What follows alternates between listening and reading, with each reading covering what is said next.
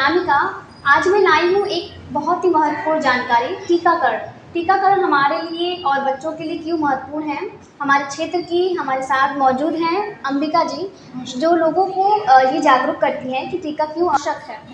बताइए मैम, पहला सवाल हमारा ये है कि टीकाकरण बच्चों और गर्भवती महिलाओं के लिए क्यों ज़रूरी है।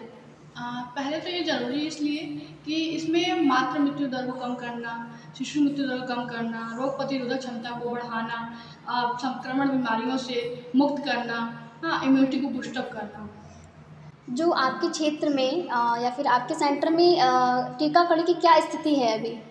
इस समय टीकाकरण की स्थिति बहुत अच्छी है, लेकिन कुछ ऐसा है कि बच्चे बहुत कम आते हैं, टाइमिंग से नहीं आ पाते हैं। बच्चे को पहले तो उनके माता पिता को पता नहीं रहता है किस डेट को लगवानी है बच्चों को, किस डेट को नहीं। जो यहाँ पे डिलीवरी हो वहाँ पे बताया जाता है कि इस डेट को आया कीजिए, इस डेट को आया कीजिए। उसके अकॉर्डिंग वो आते हैं, और जिसको नहीं पता होता वो नहीं आ पाते हैं। आशा के अकॉर्डिंग वो ऐसा है कि वहाँ पे आकर उनको फील्ड में तब केयर करती हैं, ध्यान देती हैं, तो बताते हैं कि आपकी टाइम हो गई तो आए।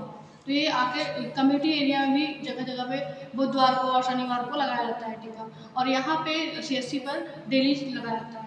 अच्छा, अच्छी बात है मैम। अगर कोई बच्चा समय पे टीका नहीं लगवा पाता है तो उससे क्या फ़ायदा या नुकसान होता है। हाँ, फ़ायदा नुकसान भी तो ऐसा है कि ऐसा उसमें जो संक्रमण बीमारियाँ फैल रही हैं ना, उसके अकॉर्डिंग कोई भी उसको दिक्कत हो सकते हैं, इसलिए उसको टीका लगवाना चाहिए। अलग अलग टीका है, जैसे कि BCG हो गए, हेपेटाइटिस हो गए, OPV हो गए, और ये सब जो टाइमिंग से नहीं लगा तो इन लोग का टाइमिंग होता है, फिक्स होते हैं कि हेपेटाइटिस जो गवर्नमेंट के थ्रू चलाया जा रहा है वो 24 घंटे के अंदर, जैसे जब बच्चा बर्थ हुआ है उसके 24 घंटे के अंदर उसको लगाना है।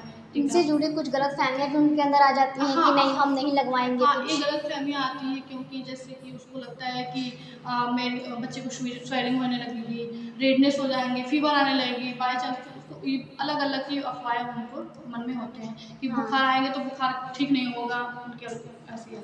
तो सरकार द्वारा जो चलाए गए ये कार्यक्रम हैं, आप हमारे दर्शकों को इसके लिए क्या संदेश देना चाहेंगी। हम ये संदेश देना चाहते हैं कि जो टीकाकरण चलाया गया है वो सबसे बहुत बेस्ट होता है, क्योंकि जो अलग अलग जो बीमारियां होती हैं उनके संक्रमण बीमारियों को फैलने से रोकने के लिए, उसको नियंत्रण करने के लिए अलग अलग टीकाकरण चलाया गया है। उसमें अलग अलग जैसे कि आपका OPV हो गया, पेंटा हो गया, PCV हो गया, FIPV हो गया, रोटा हो गया। ये जैसे कि अब 6 वीक में पहले दिया जाता है बच्चों को, जैसे 8 बर्थ में OPV, हेपेटाइटिस, BCG लगाने के बाद फिर 6 वीक में बुलाया जाता है कि ये 3-5 हो, जैसे कि OPV फर्स्ट, रोटा फर्स्ट, पेंटा फर्स्ट, और फिर FIPV फर्स्ट, FIPV फर्स्ट और PCV फर्स्ट। इसलिए दिया जाता है क्योंकि उसमें अलग अलग बीमारियों से रोकने के लिए होते हैं। पहला तो जो पेंटा होते हैं उसमें 5 इंक्लूड रहते हैं वैक्सीन, जैसे इन्फ्लुएंजा हो गए, DPT हो गए, टिटनेस हो गए, हेपेटाइटिस हो गए, और एक और है इन्फ्लुएंजा हो गया। इतने होते हैं। और फिर उसके बाद OPV ये पोलियो से बचने के लिए होते हैं, PCV निमोनिया से बचने के लिए होते हैं, रोटा होते हैं डायरिया से बचने के लिए होते हैं, FIPV जो है एक किल्ड वैक्सीन होते हैं। OPV का OPV लाइफ होते हैं, और FIPV किल्ड होते हैं, जो कि पोलियो से मुक्त करने के लिए ये लगाया जाता है।